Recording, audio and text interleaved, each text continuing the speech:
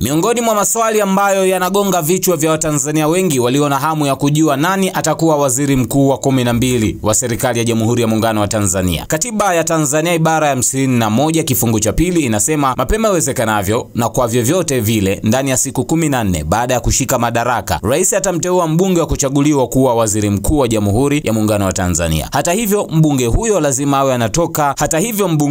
ni lazima awe anatokana na chama cha siasa chenye wabunge wengi zaidi bungeni. Na kwa muktadha wa sasa Chama cha Mapinduzi CCM ndicho chenye wabunge wengi wa kuchaguliwa kutoka majimboni. Ni kwa msingi huo Rais Samia Suluhu Hassan aliyeapishwa Novemba 3 kushika wadhifa huo katika sherehe zilizofanyika uwanja wa Gwaride Ikulu ya Chamwino mkoani Dodoma, anatarajiwa kupeleka jina la waziri mkuu bungeni. Majaliwa amehitimisha safari ya miaka 10 mfululizo akiwa waziri mkuu sawa na Frederick Sumaye aliyeshika nafasi hiyo kuanzia mwaka 1995 hadi mwaka 2005. Tofauti ya Majaliwa na Sumaye ni kwamba Majaliwa amehudumu chini ya marais wawili, akianza na Dr. John Magufuli kisha Samia Suluhu Hassan, wakati Sumaye alikuwa chini ya rais wa awamu ya 3 Benjamin Mkapa kati ya mwaka 1995 hadi mwaka 2005. Hii ni A Digital.